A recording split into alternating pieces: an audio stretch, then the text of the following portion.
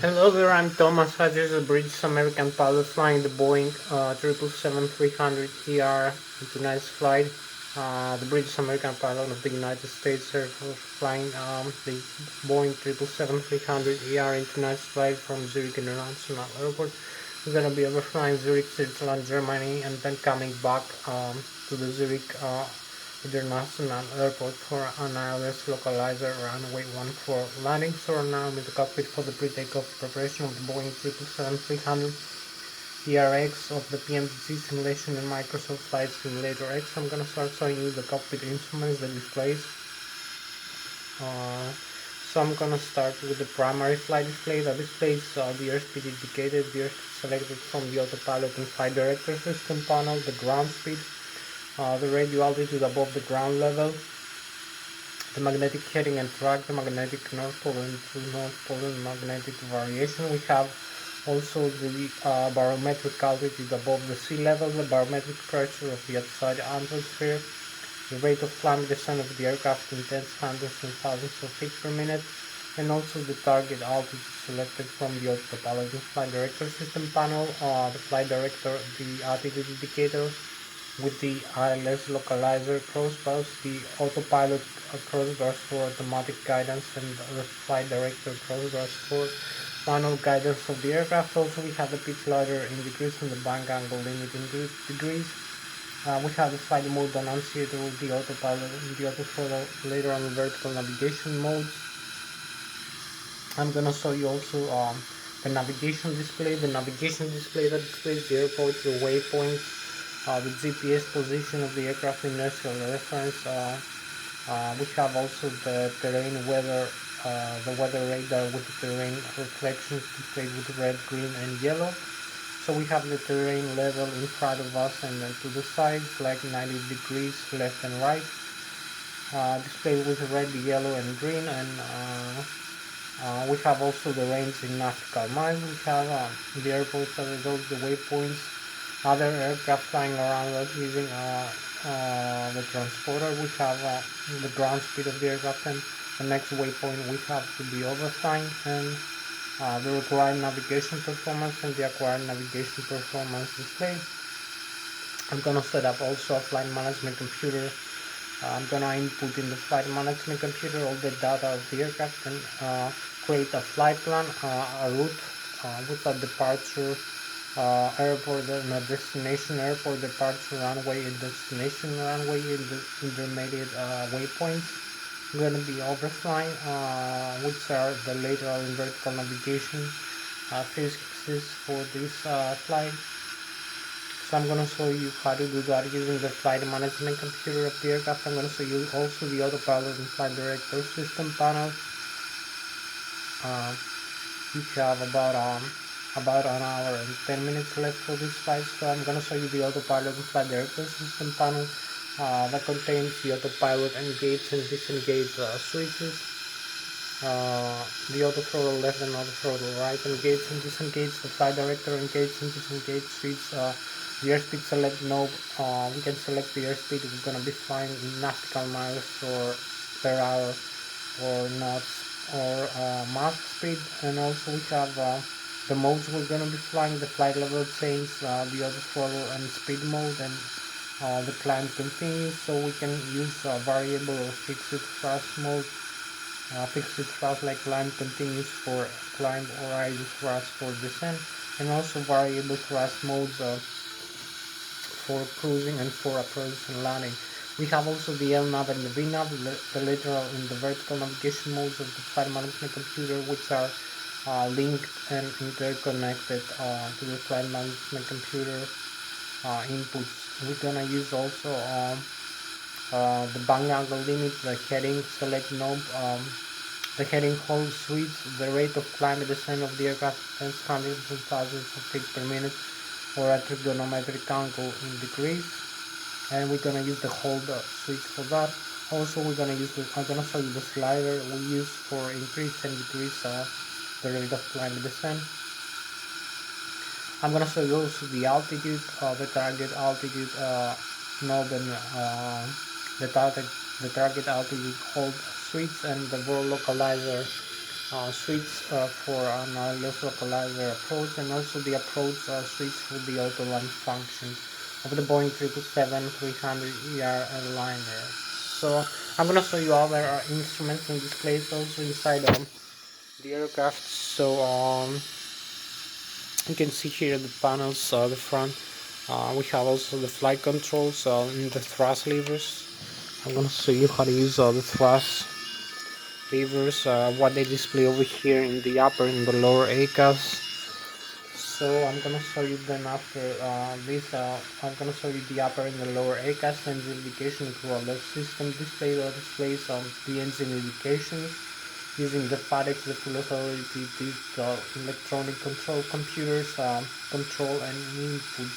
So which are the digital computers that control the engine functions. We have the General Electric G90 turbofan turbojet engines installed in our aircraft, the left and the right wing turbofan turbojet engines. So I'm gonna show you then after the thrust levers, how to modify the thrust the engines produce. I'm gonna show you also the radio communication panel, the weather radar, the transponder. I'm gonna show you then the flight controls.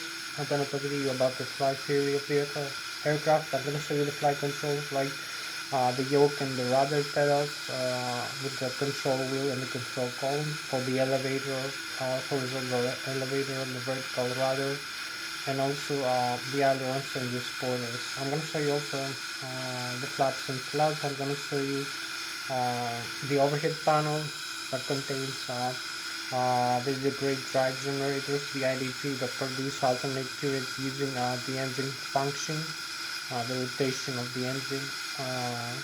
So we have electromagnetic alternators for that, for producing alternate current when the engines work, or we use the APU when we have no engines, we need to start the engines in the ground, or we have a problem here. We use also the batteries for direct current. We have also the ADIRU, the Air Data Inertial Reference Unit.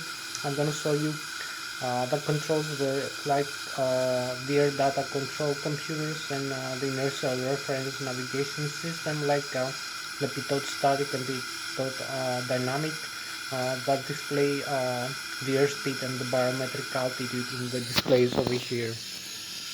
Also the GPS position. We have the GPS receivers in the ADIRU, the Air Data Inertial Reference Unit, and we have the laser gyroscopes, the gyroscopic lasers that calculate the position of the aircraft and also the altitude as it turns or banks or pitches up and down, and displays that in the altitude indicator, and also as inertial reference position. Also we have the magnetic heading and the true north pole, and the magnetic north pole, magnetic heading and track.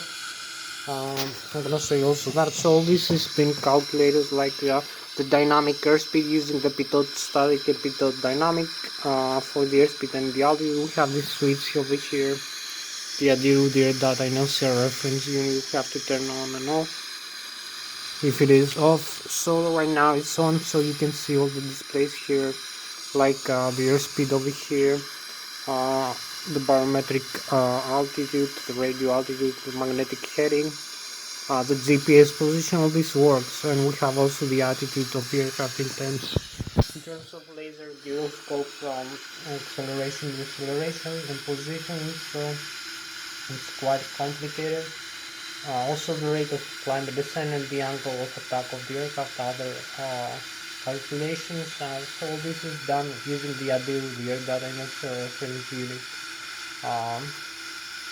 So we have about an hour left for this flight. So thank you very much one more time for watching my video. I'm Thomas Hatsios, the British American pilot of the United States Air Force, flying the Boeing 777-300ER airliner in tonight's flight. So I'm gonna start now with that. With the displays, I'm gonna start with the primary flight display. You can see here we have, as I told you, the airspeed tape with the airspeed indicated, the ground speed which is 0, the target airspeed 200 knots displayed on Zeta. We have also this tape which is the barometric altitude setting 1,430 feet or 436 meters, and the target altitude 10,000 feet or 3,050 meters. We have also the rate of climb descent tape here, and this is the needle displays how fast we climb descent. We have the magnetic heading and track over here. We have also the pitch ladder and the bank angle limit in degrees, 2.5 degrees marks. We have the flight director, the angle of attack of the aircraft, and other displays. The attitude of the aircraft, the flight mode associated with the autopilot and the auto throttle, later on vertical navigation modes that I told you over here. These inputs here that we use. Also, we can set. We have the indices of mercury over here for the barometric setting. We can set hectopascals that displays the altitude of the aircraft above the sea level. Also 1030 hectopascals. Here we can select to have also the meters displayed. So we turn back to the indices of mercury. We have here the true or north magnetic or true north pole over here. So now we have true over here and magnetic now again. Over here the northern reference. So this is a few of the things you have to know. We have also the navigation display here. You can see the range, the terrain level 6,100 feet displayed with red right here, and 0 feet with green, and the intermediate with yellow. If we change the range, we're gonna see different terrain levels. So now we have 5,600 and 300 feet instead. We came closer. We have also other traffic flying around us. We have the airports, the magnetic heading again, the GPS position of the aircraft, and we're gonna see the route. We have the distance 160 nautical miles, 300 radio over here. So we're gonna use the flight management computers here to create a flight plan. I'm gonna show you later. We have the autopilot here and flight director system panel. We have an hour left for this flight. So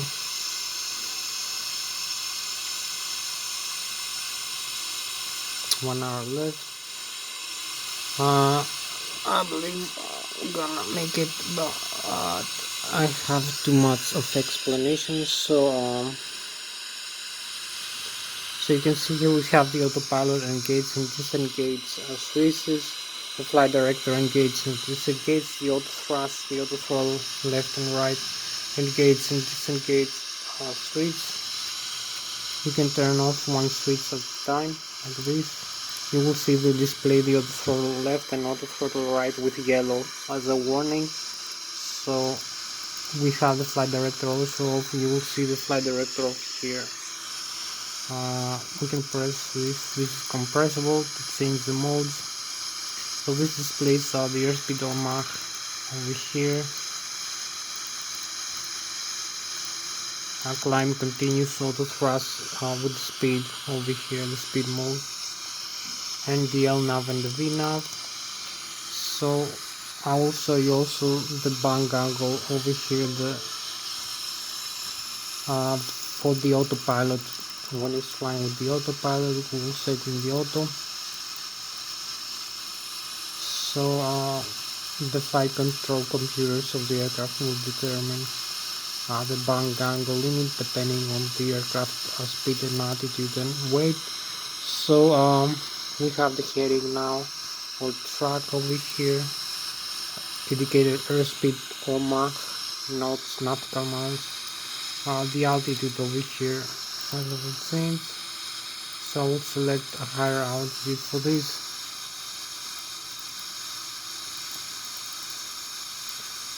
We have also the vertical speed again, so you can see flight level change, speed and heading hold over here not displayed. these modes for climbing after takeoff. So if I set the autopilot on right here, you will see the green light. You will hear and see this, the autopilot is on, connected over here in the display, in the primary flight display of the airplane. Also we have other modes like the vertical speed here, flight path angle. So now we have the flight path angle. You can see the minus sign is negative. So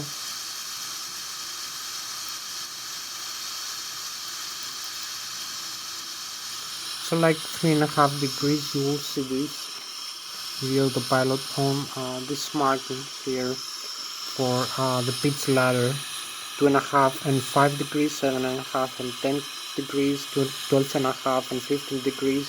It goes on. So you have here 3.5 degrees tick mark with purple, which is the target for this altitude, 25,000 feet with this airspeed, taking off from this ground level. So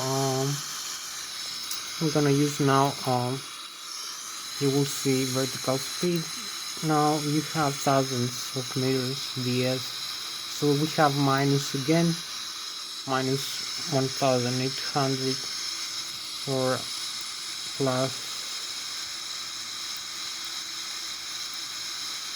3,500. You will see the vertical speed now mode with this, with the heading hold.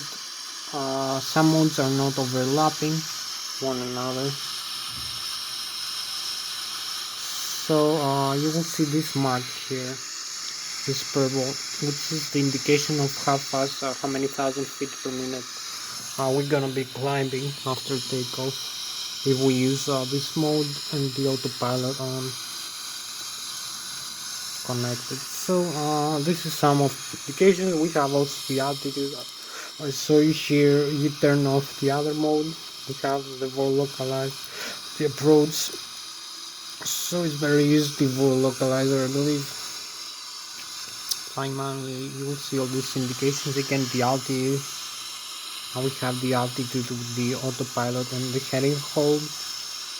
We can change again to the flight level change speed over here. You will turn off the altitude again. So you have flight level change speed.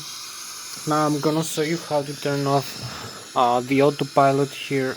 So you will see, you can use either this switch over here in the yoke or this switch over here. You will disengage if you pull it out. You will see the autopilot disconnect. The green light here is off, the warning is on, and the flight director here instead of the autopilot. So we have the autopilot disconnect again, displayed with red now. So I go back. You can reset like this, turn on the autopilot. Now we have the autopilot again on over here, and use this switch over here in the yoke. The control wheel, press one time, you will have the warning again. You can see the autopilot has been disconnected. So I don't need the autopilot right now, so I cancel. I press one more time the switch and confirm the cancellation, as they talk in aviation terminology for this stuff. So you can see a couple more things. We did the autopilot. Now we have to do the upper and the lower engine indication and crew alert system, the upper and the lower ACAS, also the thrust levers. Then I will come up with the flight theory and the flight controls of the aircraft. Then I will show you the overhead panel and turn off the engines and make an engine start demonstration. So we have about 50 minutes left for this flight video, so I'm gonna start now.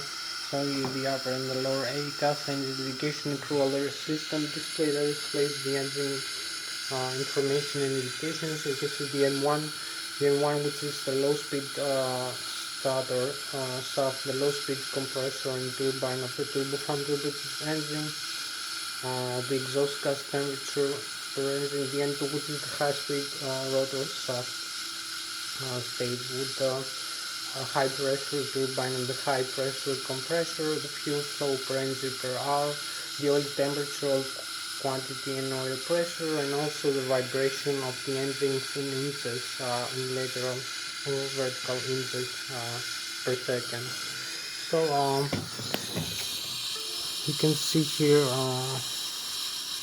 I'm gonna show you also the throttle levers. I'm gonna show you how you control it. So you have the N1. I told you we have the General Electric 90, the G90 turbofan engine installed in this airplane, the Boeing 777ER model that we fly right now. So you can see we have the indications that we need.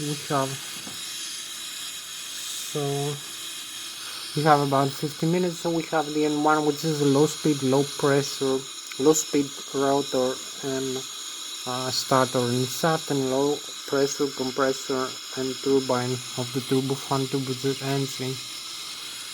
This is the stage of the engine, the turbofan turbojet engine and blades.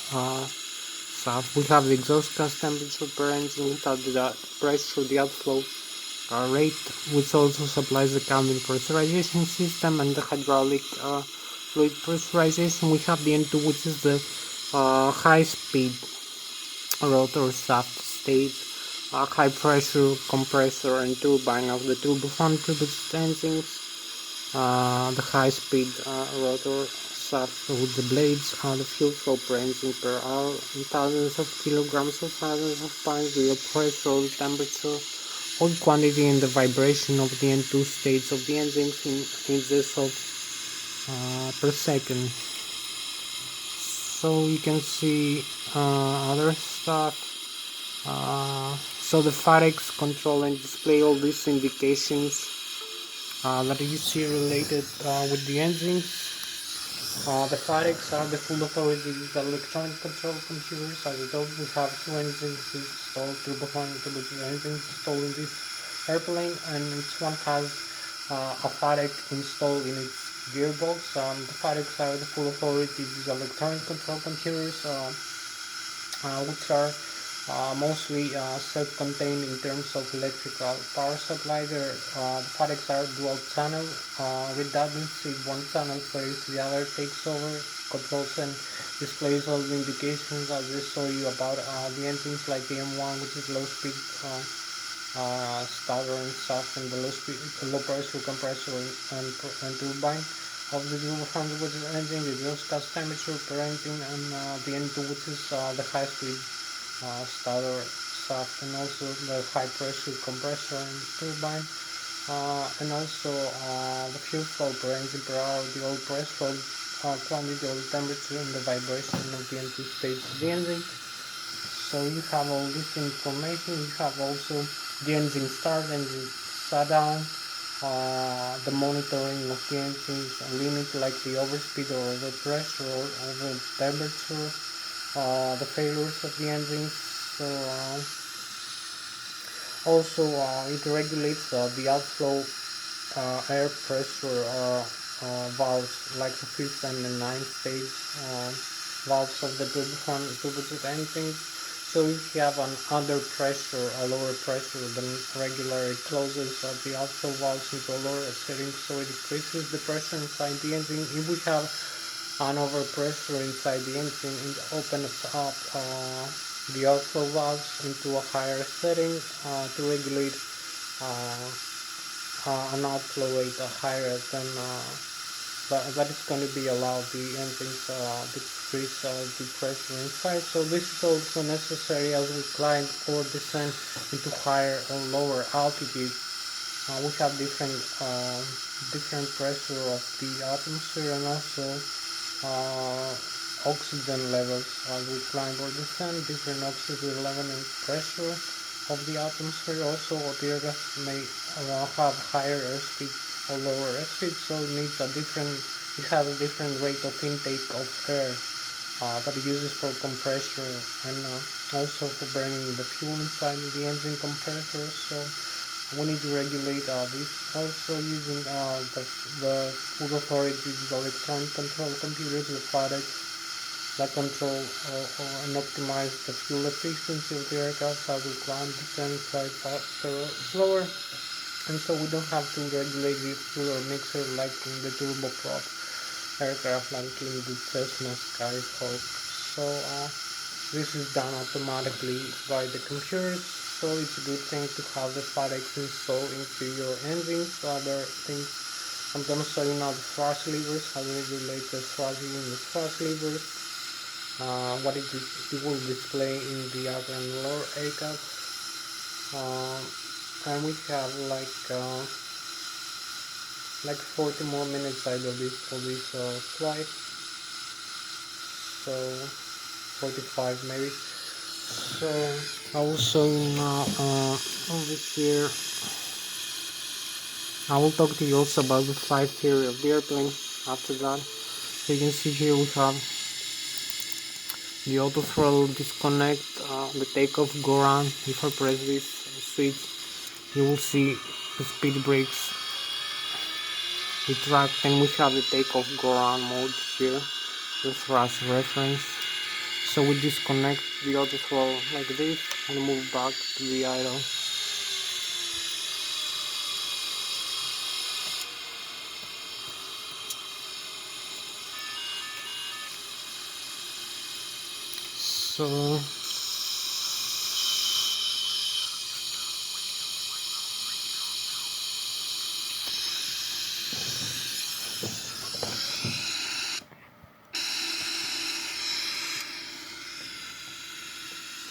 So we need to display a couple more things here.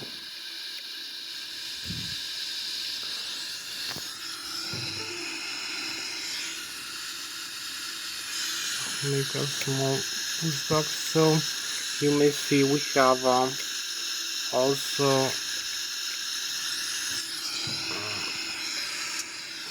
this, and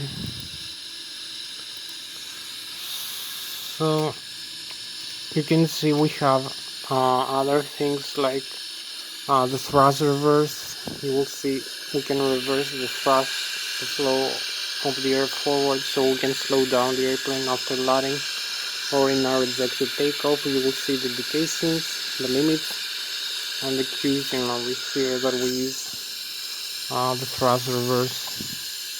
So you see the reverse, the blocker doors open here. So we use the cancel one more time and extend the thrust reverse one more time. You will see the speed brakes also deploy. So this is so much about the thrust reverse.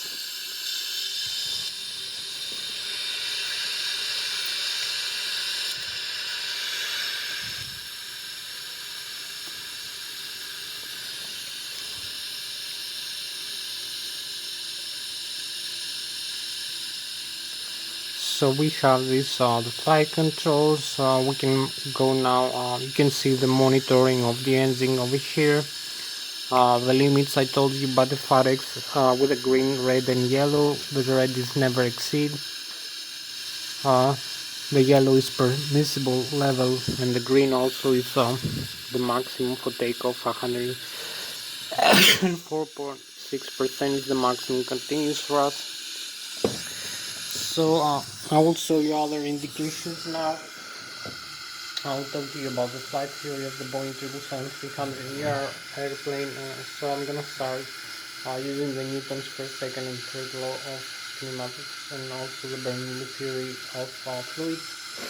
And also I'm gonna talk to you about aerospace and aeronautical engineering. So I'm gonna start with the weight of the aircraft. Right now we are 254,000 kilograms of takeoff weight, which is below the maximum takeoff weight. We have 523,000 pounds in pounds of takeoff weight. So we have 46,000 kilograms of fuel on board. Only 30% of the total we can contain, or 102,000 pounds. We have 30,000 kilograms, about of passenger and cargo, or about 46,000 pounds. So in total we have 254,000 kilograms, or 533,000 pounds. So with this weight, which is below the maximum weight we need, I'm gonna use 15 degrees of flaps for takeoff and 4 degrees of pitch up horizontal tail stabilizer trim. You're gonna see this is gonna be requested from the flight management computer settings using this runway length. I'm gonna select the runway for takeoff, and the conditions like the pressure of the atmosphere and the temperature and icing or no icing or wet runway. So you will see here, so we need to use a takeoff speed of about 270 kilometers an hour, or about 154 nautical miles per hour, 154 knots per hour. So I'm gonna show you how to do that. We need to overcome the stall speed of the aircraft. The stall speed is gonna make the airfoils, the wings of the aircraft stall for a given angle of attack. Is not gonna produce the necessary lift force.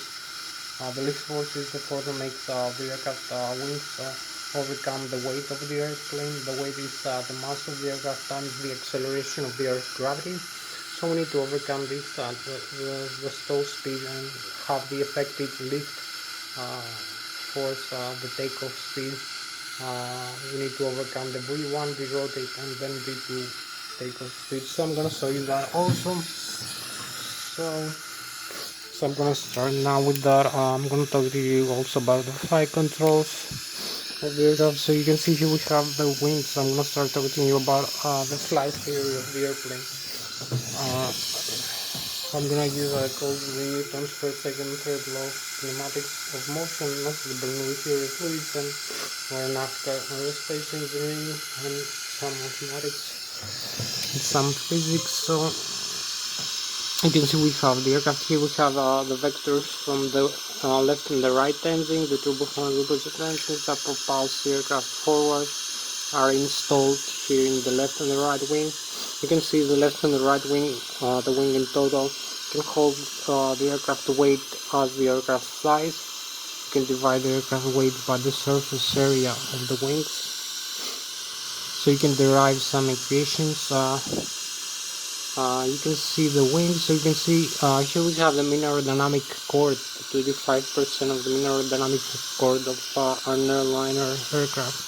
It's the position of the maximum aerodynamic lift produced by the wings, and also the position where the 1G stall, the stall of the aircraft wings begin. The air mass of the airflow starts to become detached from the top surface of the wings, so the aircraft stalls. So it's also the position here. We have the center of gravity pretty much of the aircraft. So you can shift the center of gravity of the aircraft forward or after this position by moving fuel, passenger, and cargo inside the aircraft, this airliner, make it more or less stable. So you do all this calculation using computers and the flight management computers of the aircraft. So you can see the wings. You can see the bottom surface of the wings is more flat. Generally speaking, it's more flat. The bottom surface, and the top surface is more curvy, has higher curvature. So you can see the bottom surface as the aircraft accelerates to the takeoff speed using the vectors, the thrust from the engines, the propulsion from the engines, the airflow, the air mass from the leading edge to the trailing edge is moving slower below the wing, so it has higher air pressure below the wing that pressurizes the aircraft wings up into the air. So we have positive air pressure below the wing, higher air pressure. So the airflow of the air mass above the wing is moving much faster than below the wing. So we have lower air pressure above the wing. So we have negative pressure above the wings, and this makes an air suction that sucks the aircraft up into the earth. So this is one theory of the aircraft. Flying, we have told you the center of gravity here. We have the deflection of the airflow of the air mass that also controls, gives the flight control effectiveness as we fly depending on the airspeed the attitude of the aircraft. So we have some things like using this vector from the nose to the tail of the aircraft through the center of gravity, and also from the wingtip to the wingtip. We have the vertical, the longitudinal, and the lateral vectors, the X, the Y, and the Z. You can use either one. So you have this vector, you have here from the center of gravity all the way back to the horizontal tail. You have the lever arm, or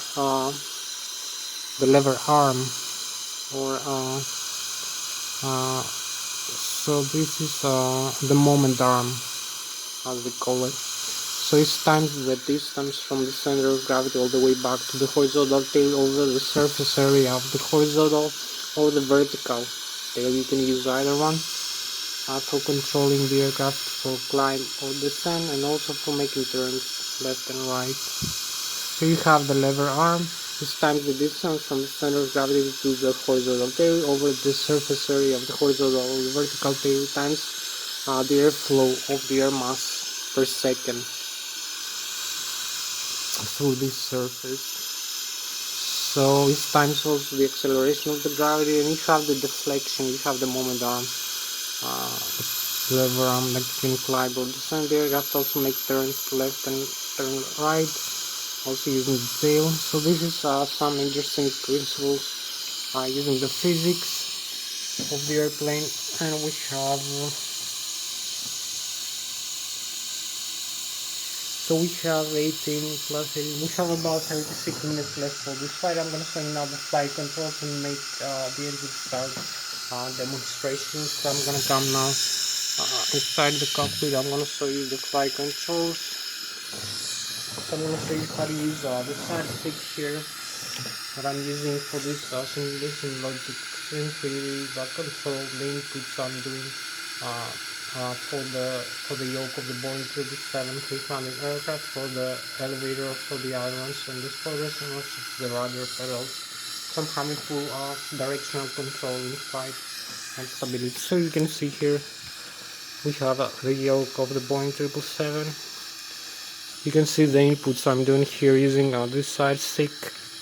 You can see it's proportional to the side stick deflection. All the inputs you see in the yoke of the Boeing 777, both sides, which are interconnected like this.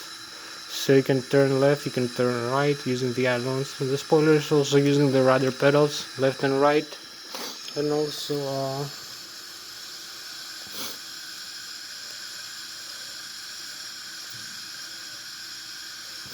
so you can make turns to the left and to the right.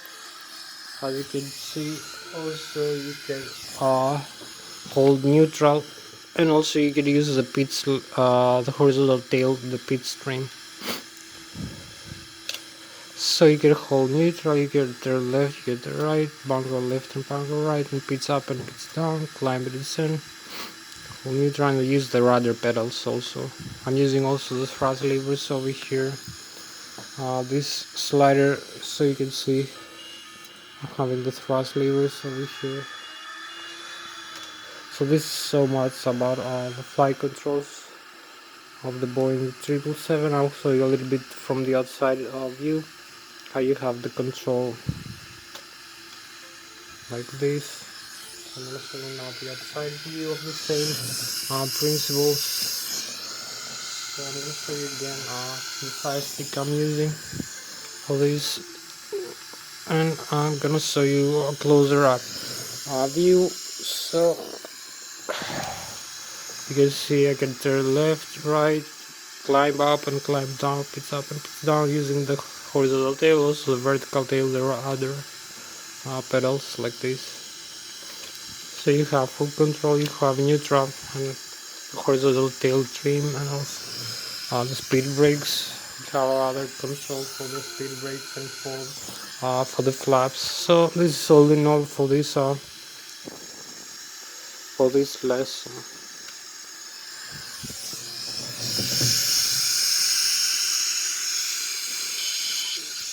So I'm gonna show you the inside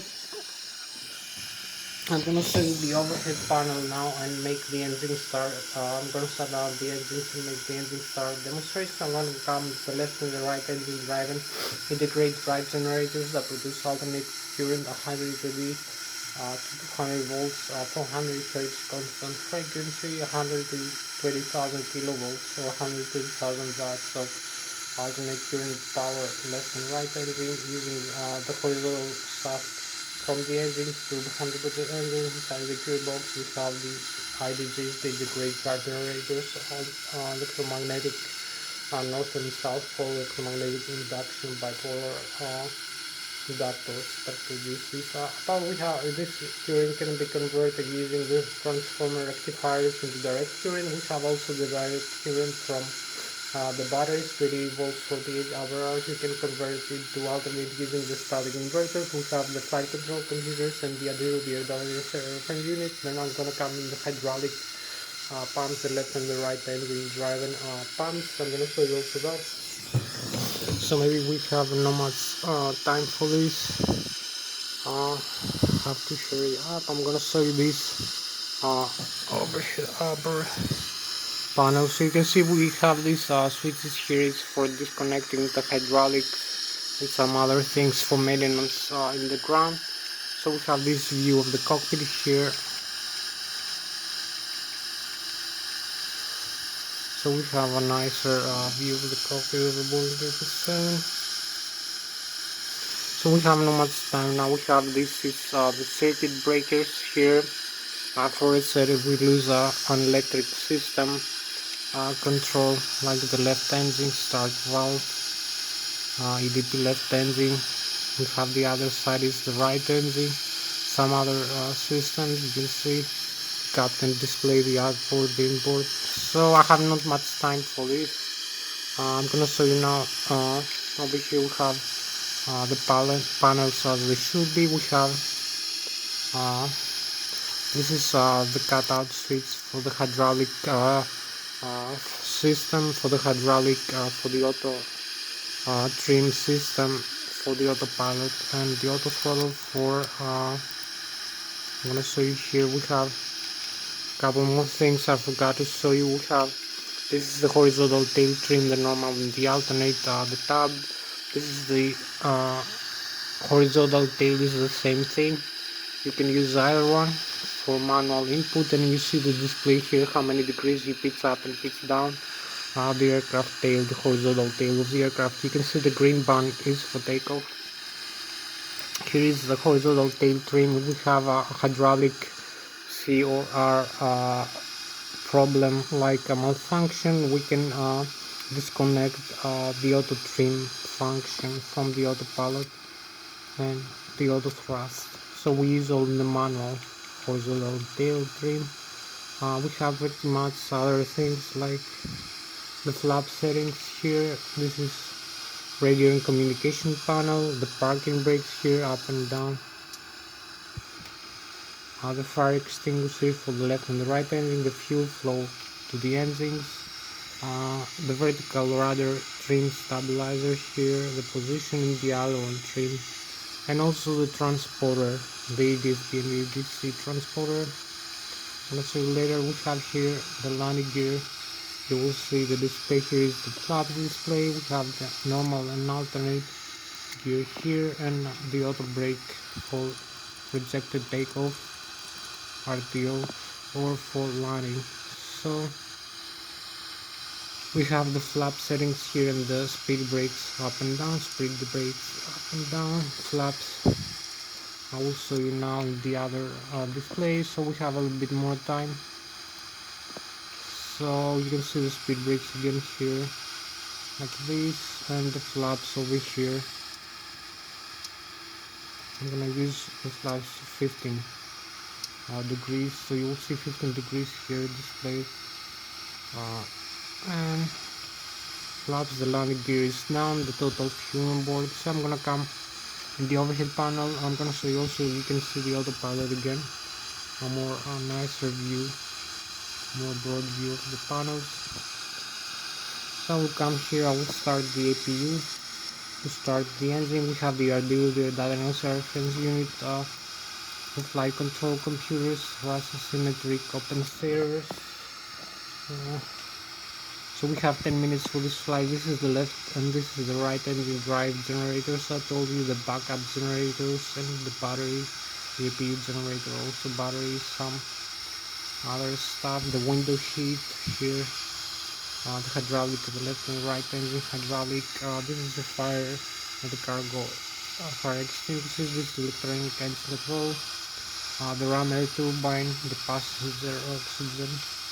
Over here, the hydraulic left and right engine. This is the backup hydraulic with the air driving. So if I turn off all the hydraulics, you will see some warnings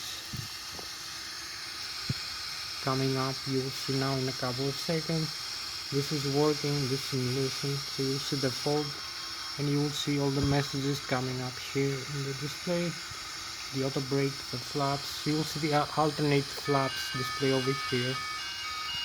If I'm not normal, we lose the stabilizer like this.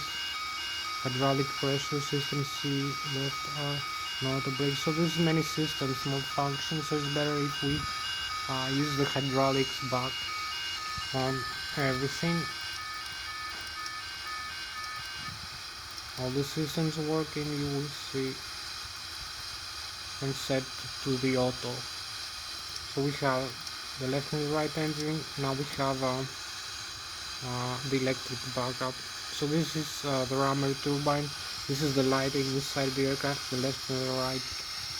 Windshield wipers, electronic engine control for the engine, left and right engine. The controls the FAREX, the auto start on and off here, auto start system.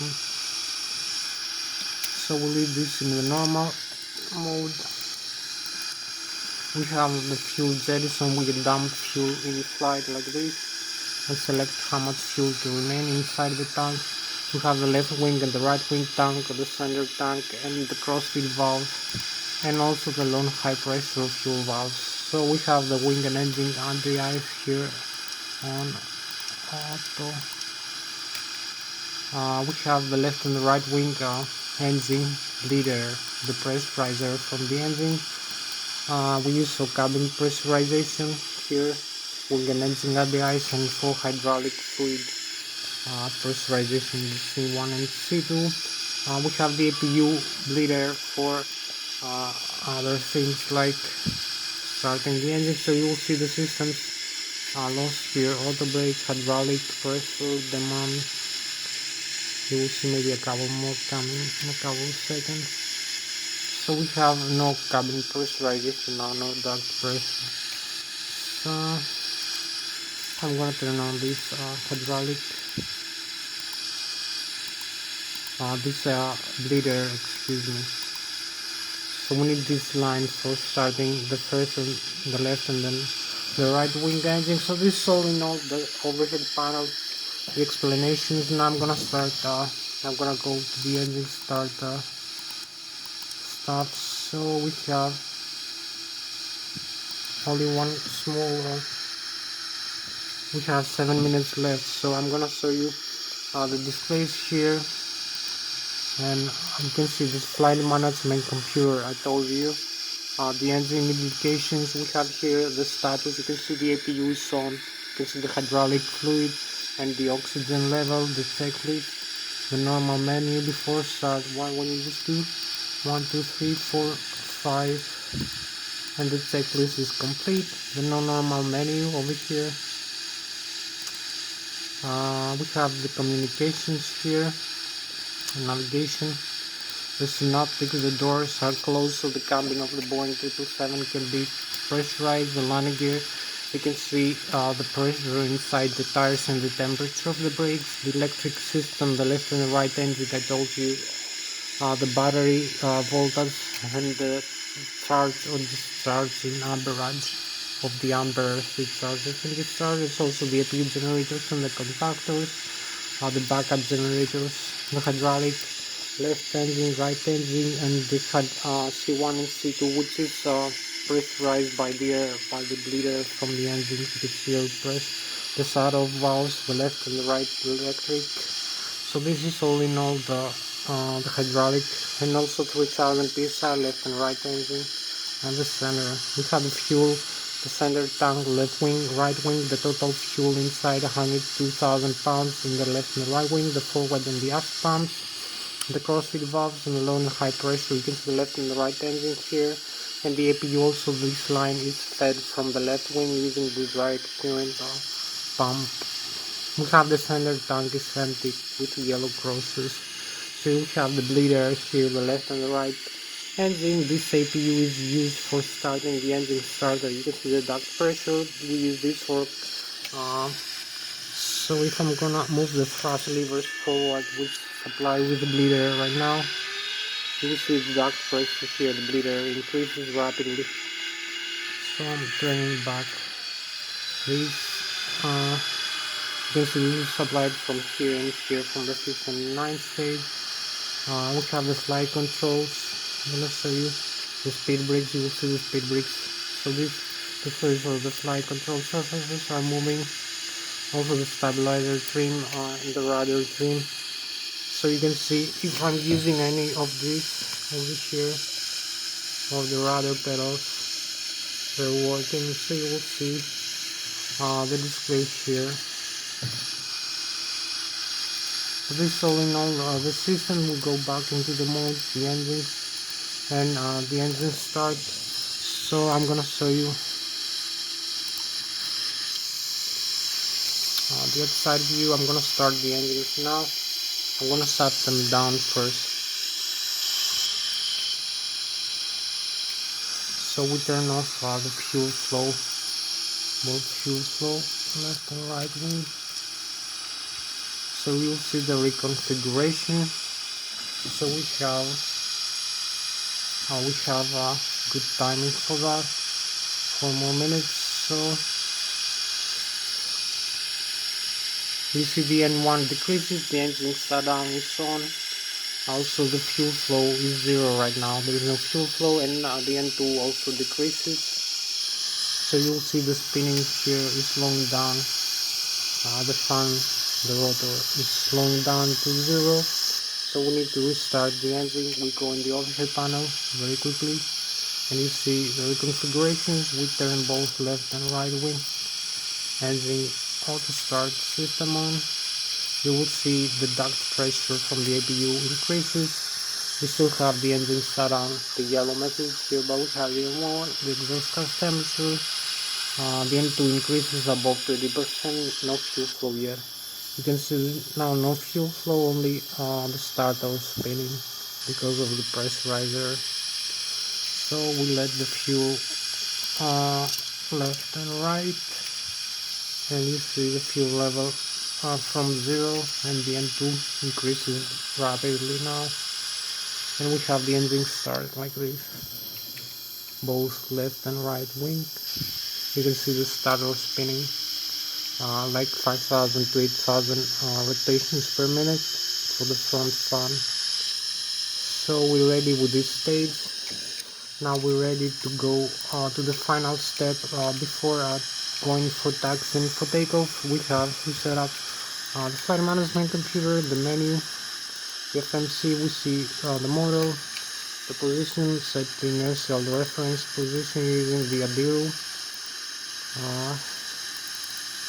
So we go here in the initialize, 0 fuel weight, input the gross weight automatically, 5% off reserves, and flying altitude 25,300, cruising altitude here like 35,000, flight level 250, 300 and 100% of cost index over here. So we go now in the route from this airport, departure and arrival.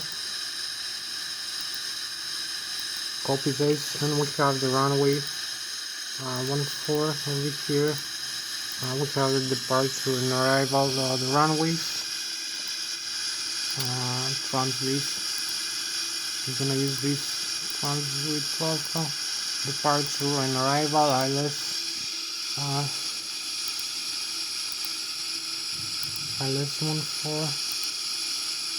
Transmit with Samantha. So we have the legs, cancel the continuity.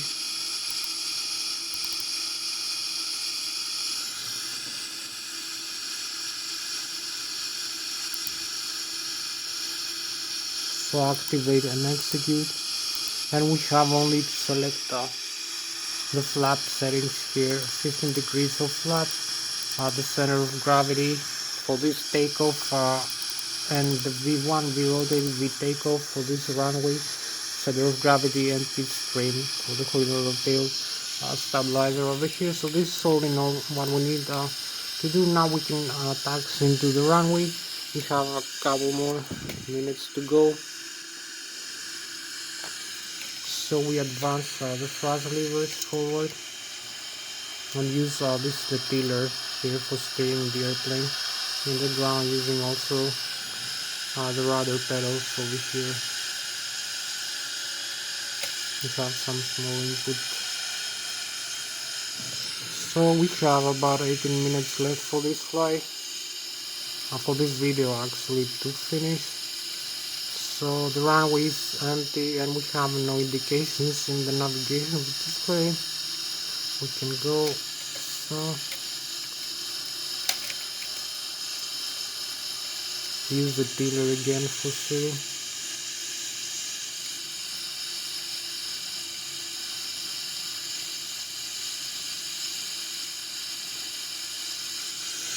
So we have 18 minutes left for this video. So parking brakes again, align with the center line. This is a long aircraft, so it needs a little bit of space. Parking brakes. You can see all the indications are correct. And we have the 40 nautical miles range. You can see the scan of the radar and the waypoints we're going to be flying, the route. I'm going to use the LNAV here. So we have the flaps and the horizontal trim. So only increase the thrust forward. You will see the N1 increases. So I'm going to show you the outside view where we are right now and where we going over here for the takeoff. So we're going to have this view here.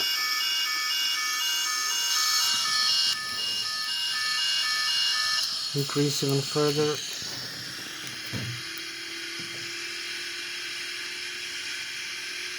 So align with the rudder pedals now.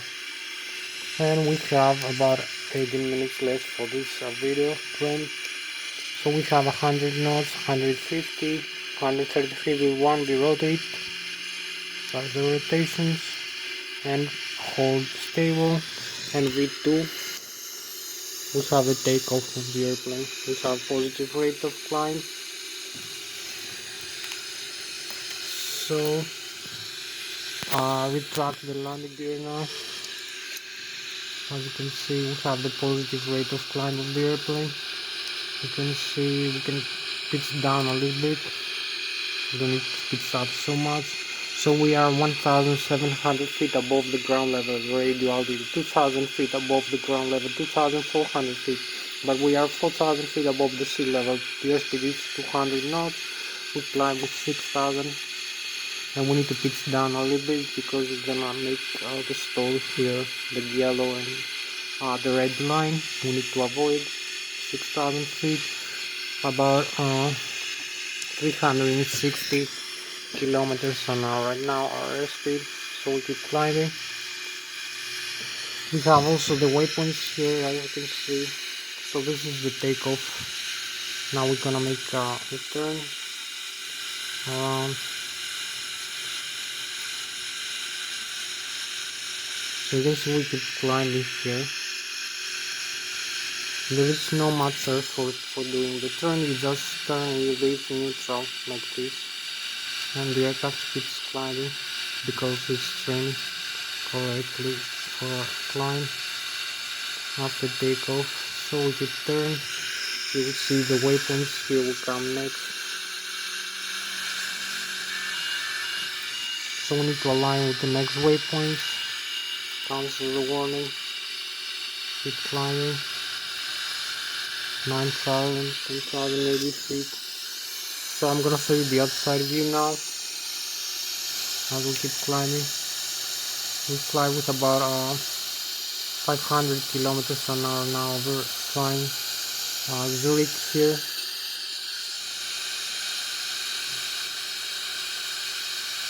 $12,000.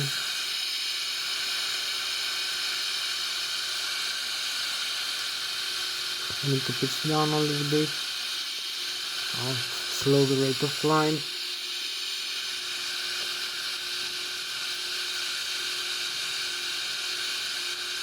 We're going to be overshoot the first waypoint. You see also some other aircraft we can follow here in the navigation display, the other airplanes that fly around us. So have this nice view. So we have about 15 minutes, I believe, for this flight. So we fly with about 500 kilometers an hour right now. We're going to be overflying the lake. Fly with about 500 kilometers an hour or 250 meters per second. We're going to be overflying the lake here. The Boeing 777. As we climb out, we have the Galaxy also and the Zurich airport here. So we need to come again, make one more turn. So I'm going back now to the waypoint.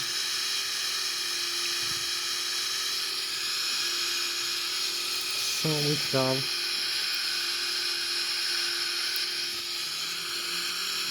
about 30 minutes left for this flight. We need to climb 19,000 feet. Keep climbing. 19,000 feet. Keep climbing here. Fly manually, as you can see. We need to steer here into this waypoint. So I'm gonna use this waypoint steering to do it.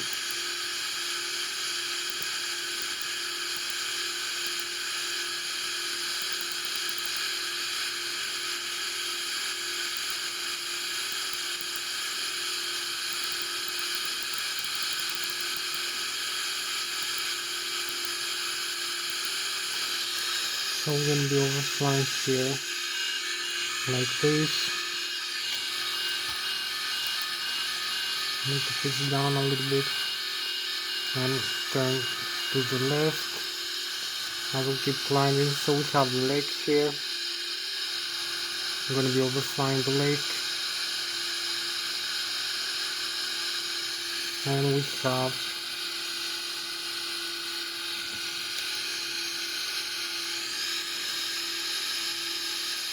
11 more minutes for this video.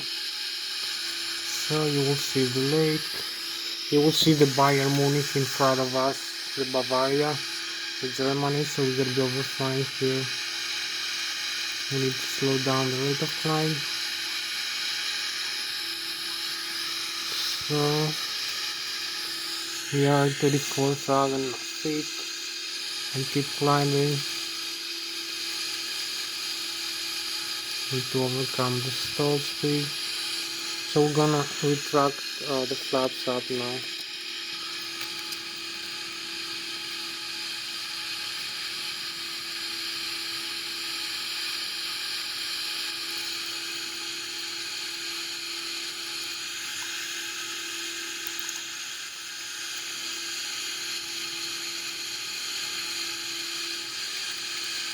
So we have we have the Germany in front of us. So we have the handrails now on the contrails. You can see the night sky. So we have this beautiful display, and we have the Germany, the Bayern Munich is this way, like 80 nautical miles away. We're flying over the lake with St. Gallen, and we have this majestic galactic view. So this is our spacecraft for tonight, the Boeing 777 300 ER airplane, this beautiful airliner. So I'm gonna have now to turn back into the airport. So I hope you like the chemtrails and the controls. We're flying with about 700 kilometers an hour right now, or 270 meters per second. We're gonna be flying even faster later. I'm gonna come now for a turn. You can see this way is the Germany I told you. Keep flying manually, and we have like an increase the airspeed here. This component, so we need to fly a little bit faster. And also to stabilize here, so I'm gonna pitch up a little bit. So we keep flying, overflying this area. We have the Bavaria and the Bayern Munich region this way. We have the Germany. So hope you like this view here as we keep flying.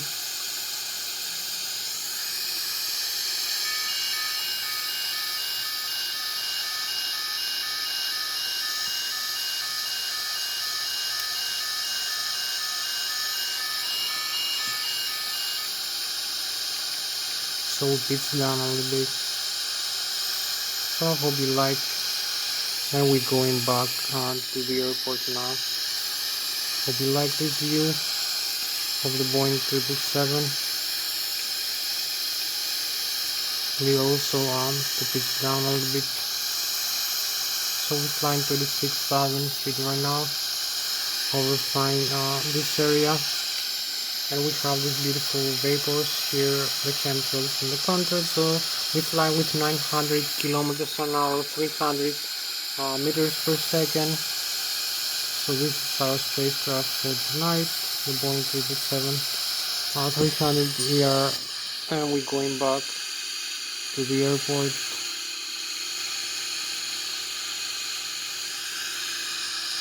And we have like 7 more minutes left for this flight. We need to connect the autopilot and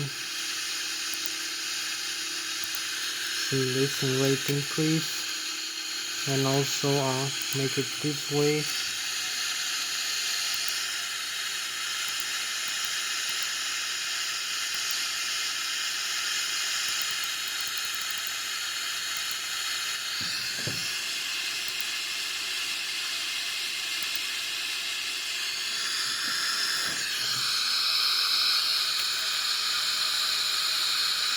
So we're going now. We have also the approach speed reference.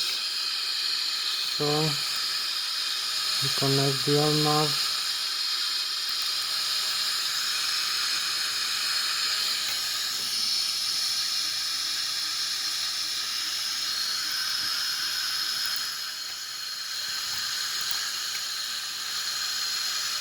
So we have a few more minutes left to go for this flight. I need to be flying mostly manually.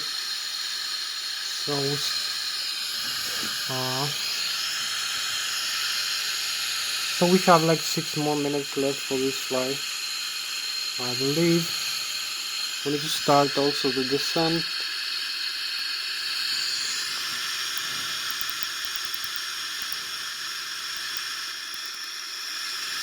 And also decrease the airspeed maybe. As we keep descending, we have the next target altitude now.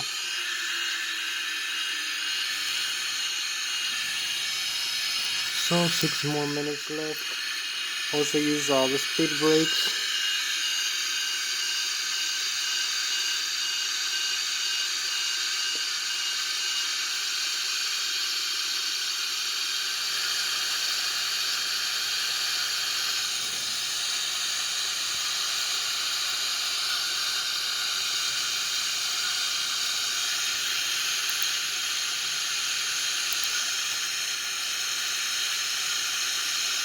So I'm gonna use the simulation rate increase to get there faster into the airport, because we only have a few more minutes left for this flight. you're gonna see the rate of the simulation increasing rapidly.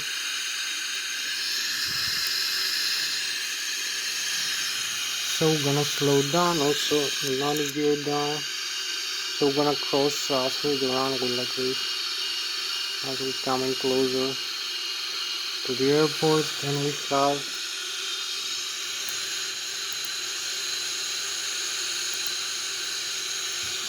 like 3 more minutes left.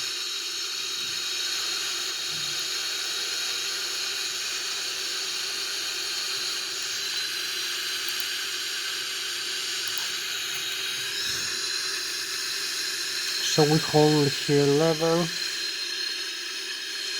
we get closer into the airport like this,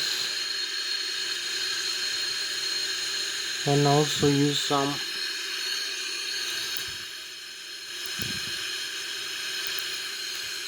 flaps and slats.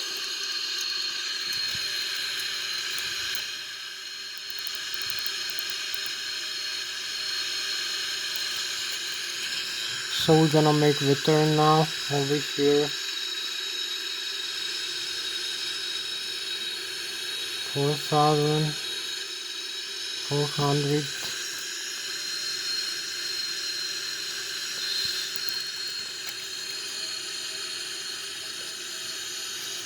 So this is not a problem if you're a fighter pilot, flying fighter jets. You can make these maneuvers quite easy. So you can see where we're going, and we have a couple more minutes. So we have 1 more minute left for this flight. Actually, a couple more.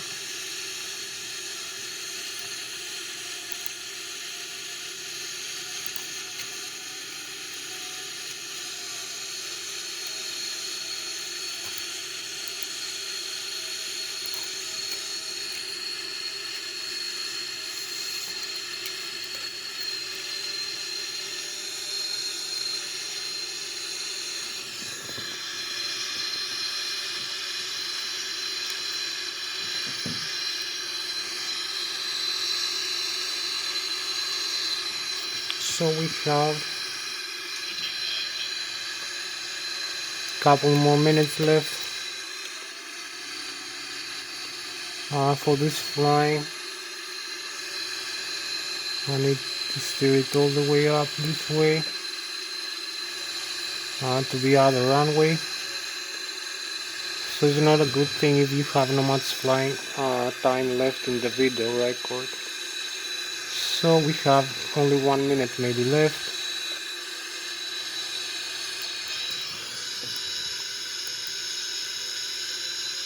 Trying the simulation rate normal.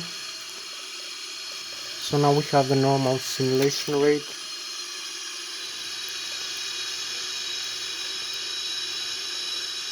So we can descend.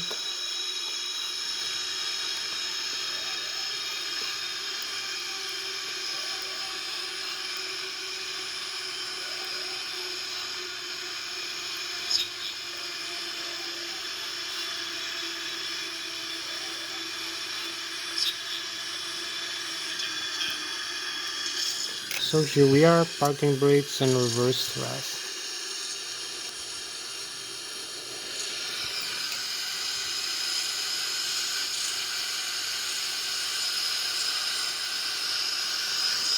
So here we are, just landed, very nice landing, center line. And you can see we touched down very nice, and you can see the landing gear, you can see the nose wheel here is perfectly safe, there is no breakouts. Also the landing gear behind the tires and the struts made a smooth touchdown.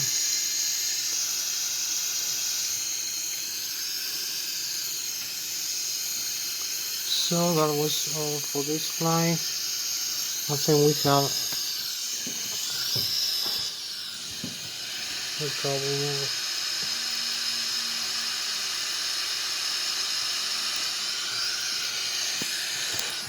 So that was Thomas Hadley, British American pilot of the United States Air Force, flying the Boeing 737-300 in our tonight's flight. Thank you very much for watching me. I'll see you next time. Bye bye.